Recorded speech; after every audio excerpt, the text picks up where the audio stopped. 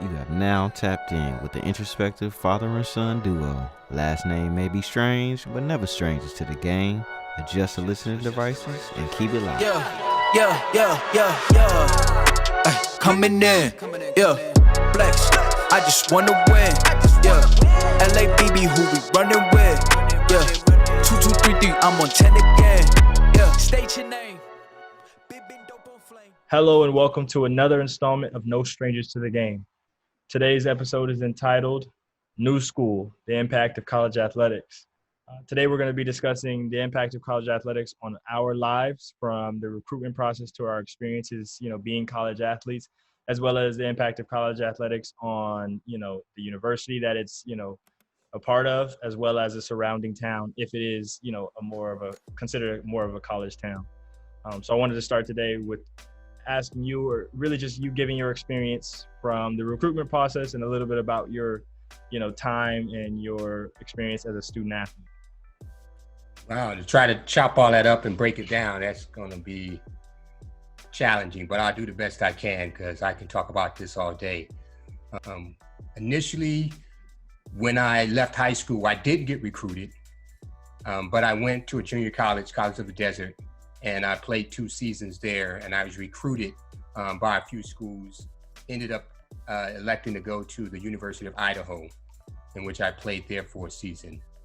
The recruitment process was pretty straightforward, at least for me.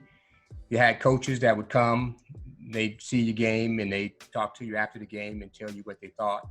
And those that were really interested, they would follow up with a phone call and say, hey, we want you to come visit the campus. So that year when I was recruited, I took actually 2 recruitment trips, and I took them in the same week. First, I went to the University of Pacific, and I was there, and I through the basketball game, they had this big basketball game. My host was Daryl Hobbs. He was a former NFL player with the Raiders. He was a receiver. And I had a good time, but I really wasn't a fan of Stockton. And so when I took my recruitment trip to Idaho, I didn't really see much because it was during the week, because I went that Friday to Pacific. And then from Pacific, I think that Sunday, I flew into Idaho. And then that's when I got a chance to visit. So it wasn't a hot lot going on at that time. What really made me select Idaho was that the coach who was recruiting me made a home visit. So a week or 2 later, he came down to Indio, and he made a home visit, and he said, hey, we want you to come. And that's really how I made my decision. It was partly like, okay, they really want me, and partly, I got this big brother standing in front of me, like, we need you to come, like, I need you to sign this. So that was my process. It was short and succinct, but that's how I made my decision to go there. I had other schools that were interested. Had I waited a little longer, I might have gotten other opportunities. I know the University of Illinois had interest in Rutgers, but they didn't, lay out the carpet, and they didn't, say, hey, I want you to come visit. So I made my decision. May have been early, but, that's how I did it. Explain a little bit about your recruitment process and, your experience. Yeah, mine was obviously, I guess I've technically been recruited 3 times now, having transferred twice. So, but coming out of high school, track and field recruiting is a lot different. I think, it's obviously because track is such a numbers-based sport. Either you have the numbers for certain schools or you kind of don't. There's leeway within them, of course, for, hey, you great academics, so you could take you. Yeah, but it's with it being such a numbers-based sports, you kind of know where you stand most of the time. So going into senior year, I had jumped, 47 feet, which is a decent high school mark, but wasn't getting a ton of attention from really anybody besides maybe some D2, D3 schools. During the senior year, stayed consistently, jumping around that mark, and got, I guess a bit more interest from some of those schools, even more. But really nothing Division I until later in the season. Sacramento State came into the picture and just showed interest. And so I took a visit to Sacramento State. I'm not sure exactly when in the season, but it was during the track season. So that was a good time. I really enjoyed Sacramento State when I was up there, the area, the team. Everything, their facilities are still to this day top notch, and they were back then as well. So that was something that impressed me. But no offers on the table from anybody at that point. I had just taken a visit. Later in the season, I was able to jump a school record. I had that already, but our league record, and really placed me one of the top guys in the nation in the triple jump. And so my recruitment picked up slightly in terms of the schools that were interested got more interested. Sac State gave me a very small offer, but nonetheless it was an offer. And then a few other schools reached out, but nothing else really came of it. So I guess kind of as the season ended, I was sitting there, I jumped pretty good. And looking back on it, maybe same thing. If I had waited a little while, maybe some other schools would have got interested, because as I've gone through the process, I realized how late track and field recruiting kind of happens, how late in the calendar year it happens. But nonetheless, I signed to go to Sacramento State for a very small scholarship. And yeah, that was kind of how it went out of high school. You know what I mean? I think, like I said, looking back, maybe I would do things different, but I don't think either me nor you really understood how track and field recruiting worked. Right. And so we were just kind of going along and trying to figure it out. All right. You said you was recruited 3 times, so explain that in terms of the other 2 times. The first time, which was Sacramento State, where you chose to go there. Explain the other 2. Yeah, so after my sophomore year at Sacramento State, I did a lot of great things there. You know what I mean? School record. I was a Big Sky champion once. We had been a team Big Sky championship my freshman year.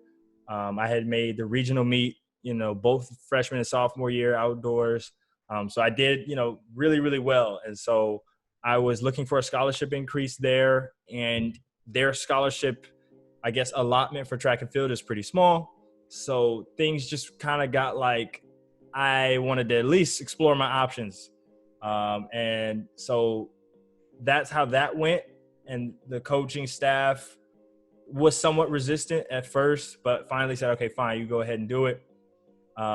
They ended up being let go of later in the picture. But at that point, I was just like, okay, I'm going to reach out to schools to see where I'm at, what kind of offers I can get, or at least see what my worth is on the market in track and field. Because like we said, coming out of high school, I didn't know much. I had learned some things being there, but you don't know until you put it out there and see. And so reached out to a ton of schools in the Pac-12, because I was thinking I wanted to stay on the West Coast. But a friend of mine said, hey, reach out to a couple of these other schools. I know, they knew the coaches or what have you, and knew that they had some scholarships left over. So I reached out to Purdue specifically and a few other schools, heard back from those coaches. And I guess that time it was different because, that was a bigger school. And so they were able to offer me a really good scholarship to where I would have been paying really nothing for school, just kind of chipping in on housing, really. So second time around, we ended up taking that offer. And, I think that was a great move. I'd like to kind of digress a little into the challenge we had with you and I had to force you into, reaching out to your coach to have that conversation. I know at the time you were a little reluctant, and I could understand it, being a young man, having to go to your coach and say, look, I think I'm worth some more money, and I need you to give me some.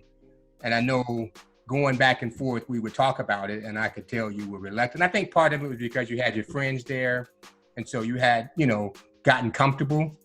And so kind of explain that a little bit in terms of how you felt and what did you learn from that? Yeah, so in high school, like we said, I was good, but I was good in one event. I wasn't great. And so the offer I got was really, really small. But we took it because it was the only offer I had. And, Sacramento State, being a state school, wasn't that expensive, at least for college, standards. So we took it and we said, fine, that's cool. But as I got really, a lot better in those 2 years there, we looked around and even my coaches said, hey, I mean, you're a lot better. You're worth a lot more money than what you're on here currently.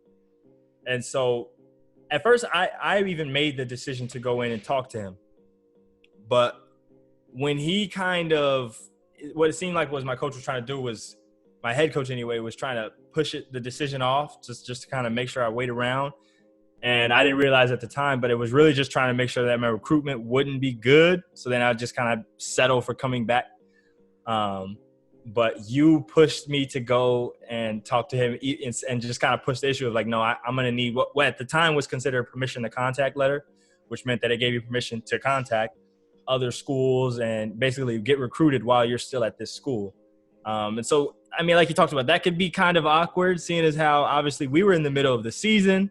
You know, there was a lot of things going on that it was like, this isn't probably the best time for me, definitely not for him, but it's something that we need to, you know, handle, obviously, because otherwise it won't end well.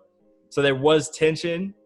I guess I think if I would have understood, obviously if I knew within what I knew now is the same, but if I would have understood how recruiting in track and field worked a lot better, I think I would have had more of an understanding of really what was necessary. So, I mean, it helped that you pushed me because I don't even think you knew what you was talking about. You was just so adamant about making sure I went and had that discussion. But well, I knew before, like with high school, where that window closes. And so if they're recruiting high school and all across the country, you don't want to come when, oh, well, you know, we just handed out that scholarship. yeah, You at least wanted to give yourself the opportunity to be recognized and, you know, at least looked at or considered, you know, at the forefront, you know, not afterwards and hopefully that we have some money available. And so that was the thing that I was pushing. I didn't know what was going to happen, but I thought that you deserved more. And, you know, that's why I, you know, pushed the issue for you to go in and talk to him, you know, when I did. So yeah, that's interesting. yeah. So this Yeah. last time around, this was obviously, once again, like my third time. So I think I was kind of an expert this time around, but it was obviously extremely different because this past time around was in March or April of this year, which was the height of the pandemic. So there were so many things up in the air about next year, the eligibility, because I was a senior, so I technically was supposed to be done, but because they canceled the season, they gave us another year of eligibility.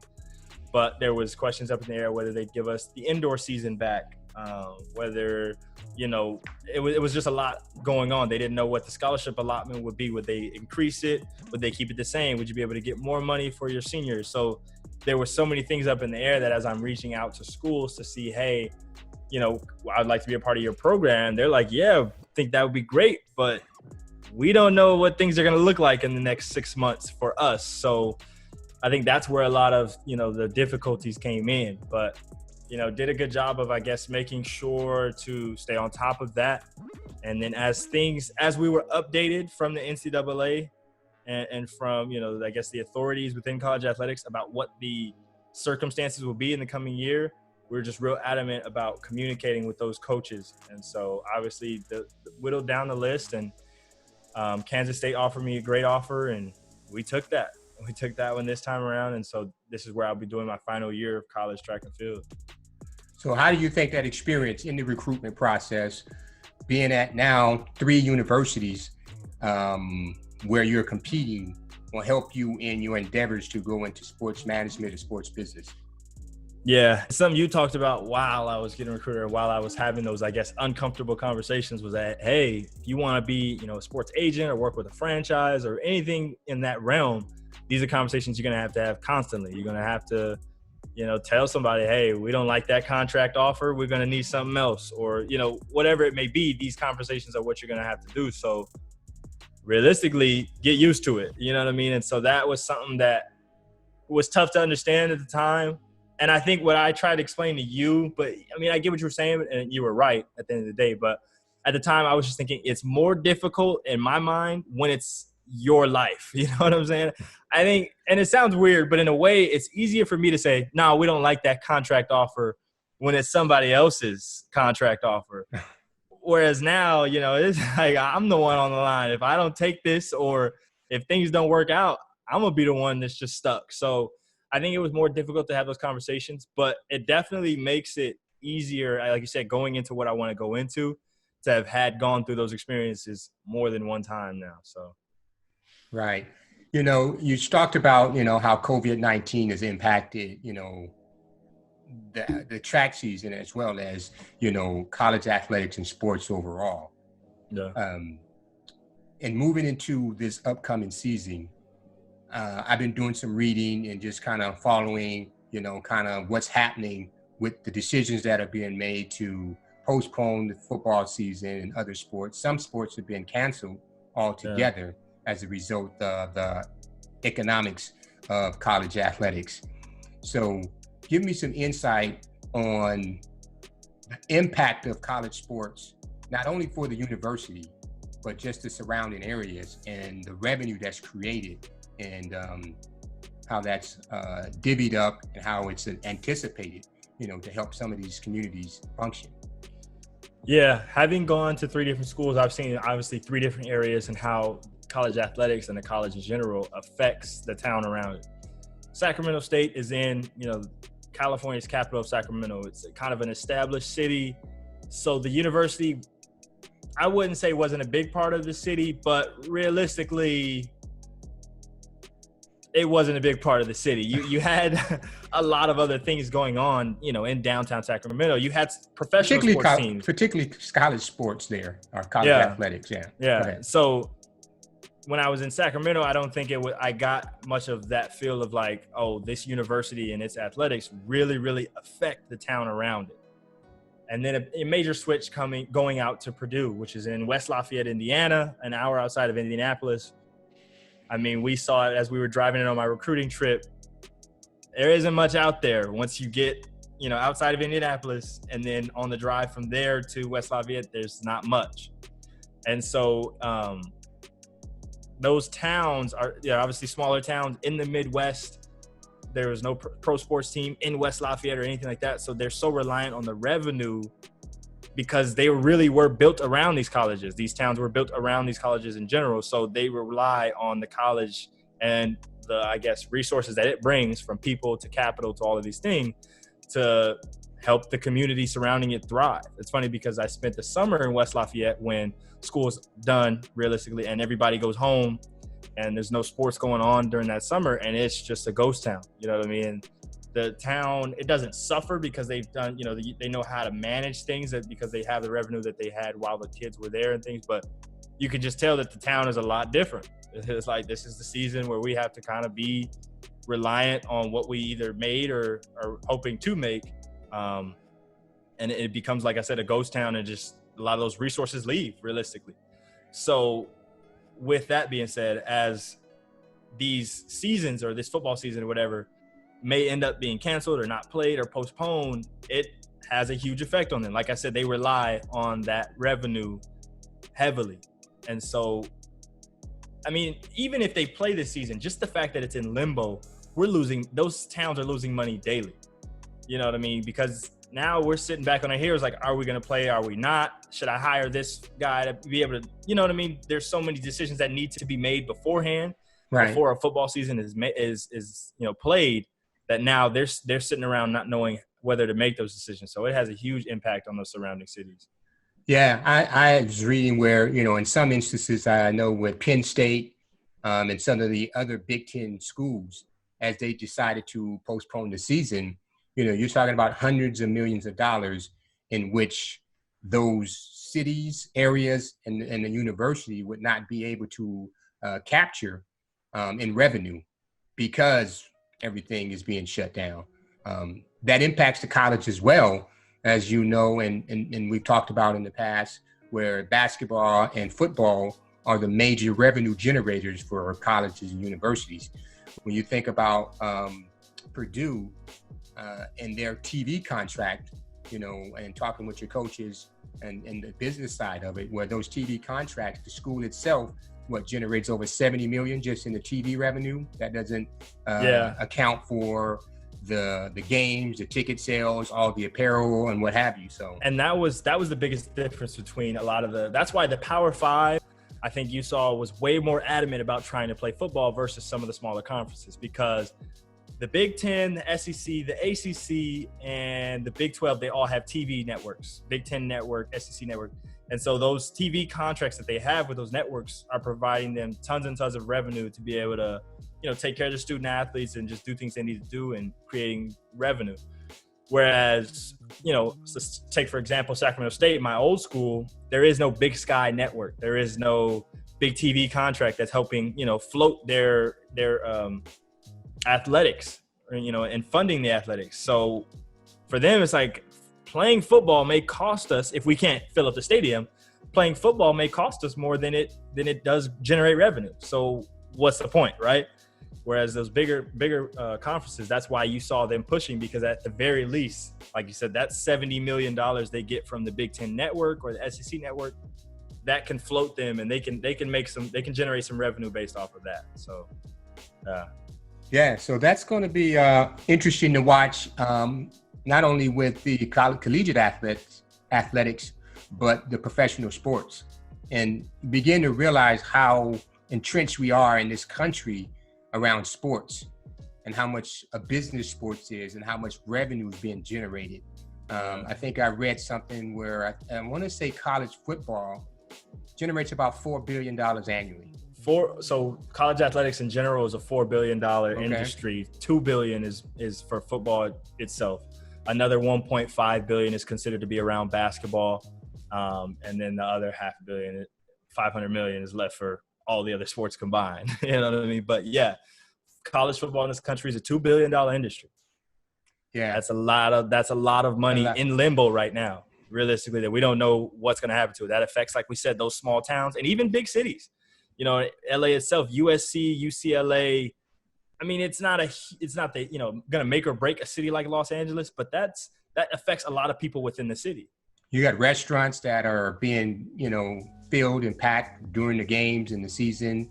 You have hotels, so you have a multiplier effect in terms of what happens when these games come in. The camera crews, so all those things are really, really huge. To kind of switch a little bit and to go into, a slightly different area of college sports. One of the things I see, and the change over the last few years, specifically with the athletes. I know when I was in college, we had protests. We were marching at the administrative building, meeting with the presidents because we had certain demands. I was at a smaller school, so probably didn't have the same issues and the situation as a UCLA or SC or, some of the bigger schools. But, we had one of our starting linebackers living out of his car. My roommate and I, we called a meeting because we were sitting in the dark because we couldn't pay our light bill. And so we started looking and asking questions, saying, are we the only ones who living like this? And we said, well, let's check the school, let's check the team. So we called some of our teammates to a meeting, and we started asking these questions, and everybody kind of was like, yeah, I ain't living good either. My situation is bad. I'm partially eating, I find a place to stay when I can. And so long story short, we said, well, we need to do something. If we got athletic directors and coaches getting, 5 and 6 figure contracts to coach and do their jobs, we ought to at least be treated in a humane fashion. And so we started that process of trying to get those things, food, as far as adequate, what do you call that?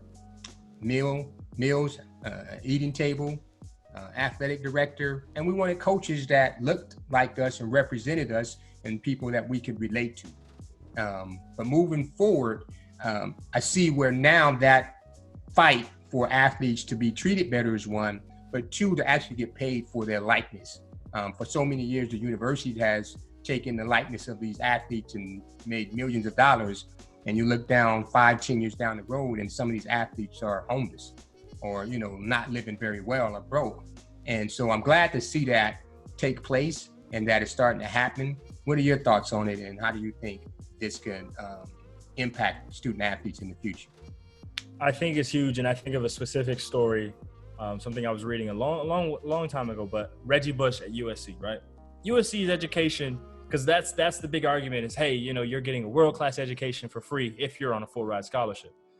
And, obviously education is invaluable. I understand that, but they do put a value on it. At the end of the day, USC charges, let's say, around $50,000 to $60,000 a year for their tuition and all of their fees and everything. So take a 4-year education there, you're looking at around $200,000, and if you're $60,000, $240,000 a year. The reality of the situation is someone like Reggie Bush generated way more revenue for USC than $260,000. And so there's obviously a huge disparity there. So this man, at the very least, I feel, should be able to make money off of his own image and likeness if that is possible. He doesn't, I mean, splitting the revenue with these athletes is something that I think should happen. But at the very least, they should be able to go out into the community surrounding and say, hey, can I make some money off of the work that I've done, off of the accomplishments and the work I do every day on the field? Right. Just like a professional athlete. And that's the disparity, is that they consider student athletes as amateurs. But the way, as we talked about, it's a $2 billion industry. That's not amateur athletics anymore. That's professional, because there's money involved. So right. I definitely feel like the image and likeness rule change is the first step. But I do believe there needs to also be a revenue share between the universities and the athletes. So putting on now your sports management hat or business or sports hat, what would you tell an incoming collegiate athlete who's highly recruited, highly touted, what to do? What would be some of the first steps you would tell them to take in order to make sure that they are maximizing their potential and generating revenue? Well, are we talking about, is it because obviously there's a huge disparity between a football player, a basketball player, and, say a track athlete like myself or any other sport? Well, you pick one, say basketball. Okay. And is this assuming, one more question, is this assuming that the rule has changed about the image and likeness, or are we still under the current rules? When the rule has changed to the image and likeness, and they're able to benefit from it. I mean, I guess obviously once that rule officially changes, I'd have to understand all of the complexities and the, technicalities within it. But I think the biggest thing that you tell somebody like that is in the recruitment, and you want to catch this in the recruitment process, would be to make sure you go into a school in an area that's going to allow you to benefit off of that rule change, right? I think of someone at Purdue who was a great athlete, Rondale Moore. He was a wide receiver for us for the past 2 years, I believe. And so he's decided to opt out of this season and go to try to train to go to the NFL. But I'm thinking if he was a kid coming in under this new rule change, he could benefit greatly. So my advice for him would be, well, first of all, I think, and it's so tough because obviously we got to see how this shakes out. But I think one question I have is, how involved is the coaching staff in those, not discussions, but the transition in terms of, hey, we're going to set you up with this type of, sponsorship, whether you can use your image or likeness to make money with this business or with this business. How involved are they in that? And so obviously if a school like that, if you got somebody who like Nick Saban is going to be vouching for you and he's going to get you some, hey man, that might be where you want to go. But another thing is you got to consider is, hey, are you going to be the star at Alabama? And one thing that's what we talked about with college athletics and this rule change is I think that can help some of the parity within college athletics and college football specifically, because now, hey, I may benefit more as opposed to going to Alabama and being just another guy, because Alabama recruits so many great athletes. I may be able to go to, let's say, an HBCU and be the man, and there's 10 businesses in that town lining up to, give me a sponsorship, wants me to do a commercial for them because I'm the biggest recruit they've had in 10, 15 years. I think that even some of the playing field, and I think that's something that if I was to be advising an up and coming athlete getting recruited right now with this rule change, that's something that I think they definitely have to consider. That's interesting. I think it's going to be interesting to watch how this shakes out over the next few years, because obviously it's something new, and I can see that process, and it already has crept into high school and even grade school, where these athletes are being recruited, being watched very carefully. So it's going to be interesting to watch. And so I'm looking forward to seeing how it shakes out. And hopefully that these athletes are getting proper direction and instructions on how to benefit from their likenesses, images.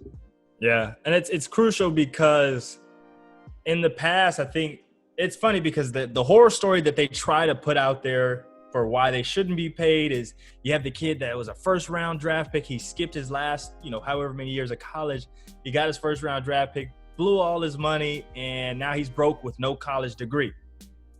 Well, I think of the opposite horror story of the kid who said, you know what, I'm going to come back for my final year at college, get my degree, and he blows out his knee in college and never gets to go to the NFL or what have you. And now, yes, does he have a degree? And that's invaluable, of course. But me personally, would I rather be able to have millions of dollars in contract money that, hey, maybe I didn't have the career I didn't want, but I at least got this one contract that I had, or a college degree? And it's tough because, like I said, a college degree is invaluable. But, I mean, if you're smart, and I know this is – a lot of people may not do this or may not consider this, but if you're smart, you take that money, you set aside the money to go back to school if that situation ever arises, or if you want to do that, you know, in the meantime. And now you're realistically setting up and creating generational wealth, all because you skipped your last year of college. So there's a horror story that they try to portray and why kids shouldn't be able to go pro so early. But I think there's a whole other one for why kids should be able to get the money while it's there. Yeah. It's interesting you say that. I was always told coming up to use the system, don't allow it to use you. So you knowing you're going to a school and the likelihood of you going professional from the school that you're at, pretty slim. So you want to make sure you take advantage of getting the education, getting access to everything you need. And more importantly, what I found with college is the networks that you establish. And so using those networks, so when you're done, you have access to people and resources that can give you opportunities in your career, whatever you decide to do from that. So I think it's one of those things that we have to really continue to push. And each situation is different, and it's a case by case depending on the athletes or that student's, situation and individual needs. So yeah. So with the college athletics, it's important to make the decisions based on you and your family and what is going to be in your best interest. Yeah, definitely. I mean, going back to your point about, like you said, establishing a network and using those connections that you may, need later down the road. I think it's important and crucial to be able to, because you're a student athlete, I think a lot of people are going to want to work with you. I was an intern at the John Purdue Club at Purdue, which is the fundraising or the development office for Purdue athletics. And part of the reason I got the internship was, hey, I mean, you're a student athlete, and we're talking, part of what mainly what they do is they talk to donors and try to get them to donate money to be able to fund the athletics department. They said, well, it'd be invaluable to have a student athlete who's benefiting from these donors to be able to go out and share his experiences, speak eloquently to these donors. And so that's part of the reason I got the internship over maybe some other kids. But I think using the fact that you, like you said, I guess the term or the mantra we use now is play the game, don't let the game play you. Use that title, use that platform you have to try to set yourself up from later down the road. Because like you said, I mean, 99% of us ain't going pro. Yeah, you have a small window of opportunity in which you have to really make that impact. And you have that, like to say, 15 minutes of fame. And you have to be able to ride that wave, make smart decisions to set yourself up for future endeavors and opportunities. Because, you got someone who's riding high, and then 2-3 years from now, you got somebody else. And so the careers of college athletes and professional athletes are very short. And so you have to make the most of those opportunities as you move forward. And that's for the average college athlete. I think it's different. It's a different mindset for guys who are, obviously once in a generation talent, or, those surefire pro guys. Right. So I think of a guy like Zion Williamson, who was at 16 years old, they probably would have drafted him in the first round. He was just that spectacular as an athlete and that explosive. And so the rules say that, hey, you have to be 19 to get drafted and have done a year of college, or at least a year post high school, some type of, basketball or whatever. And so looking at it for him, it was like, I mean, realistically, he could be in the third year of a contract right now if those rules didn't, not allow him to not get drafted. And so for him, it's got to be like, man, I'm almost losing out on some of my window, because we talk about such a small frame of time that you can be a top tier athlete in the world. I would imagine for somebody like that, it's got to feel like you're almost your clock is ticking, and because of some of these rules that these institutions have put in place, you're losing, and that sucks to me. So it's go ahead. Yeah, it's one of those things where the rules that were set up, particularly for basketball and football, I understand football to a degree because when you go into the NFL from college, you're playing with grown men. Yeah. And coming out of high school, it's very crazy. few people who can do that. But I understand the money side of it, the business side of it, because you have golf, you have baseball, you have even track and field. Just about every other sport you can go professional without ever stepping a foot on the college campus.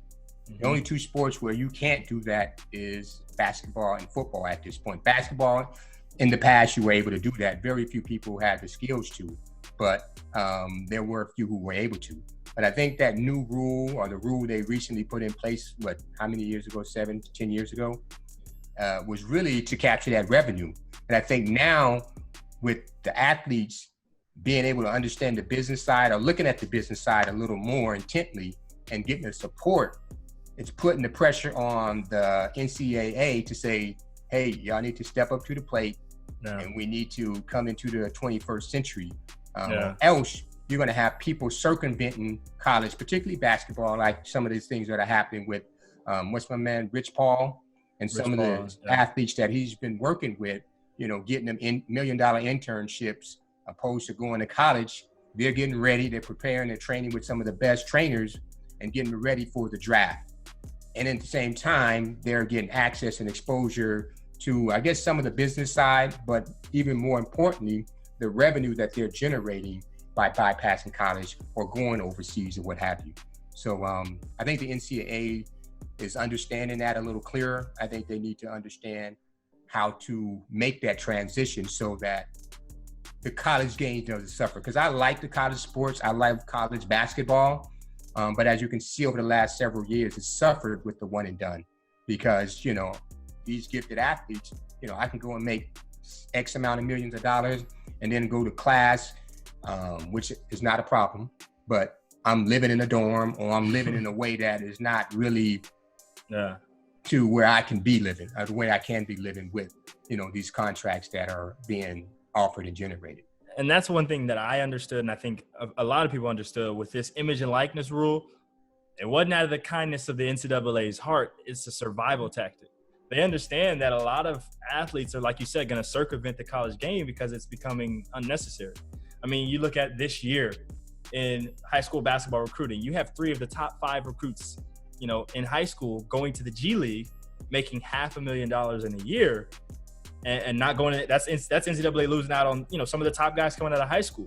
So at the very least, they looked at the situation and they said, these kids got to be able to make something off of their own image and likeness. Otherwise, with these other options that are coming available, there's no point. There would be no point. Because like I said, out of that $500,000, if those kids want to say, you know what, I really want to get education, it's important to me, and I'm going to need it further down the road, then let me set aside $200K or whatever, however much the money is, to be able to get that education down the road, or even while they're, playing sports and stuff like that. But being a college athlete, if these options are available, it's unnecessary. Yeah. Well, I think that's a good conversation as it relates to, college sports, the businesses, college sports, and its impact on, its surrounding areas and the universities in particular. So any last comments? I think that's it, man. Like I said, hey, play the game. Don't let the game play you. All right. Well, with that being said, peace. All right. That'll wrap up today's episode. Glad we could take a moment to put you up on game. We post a new podcast every Sunday morning. Now you know. Peace.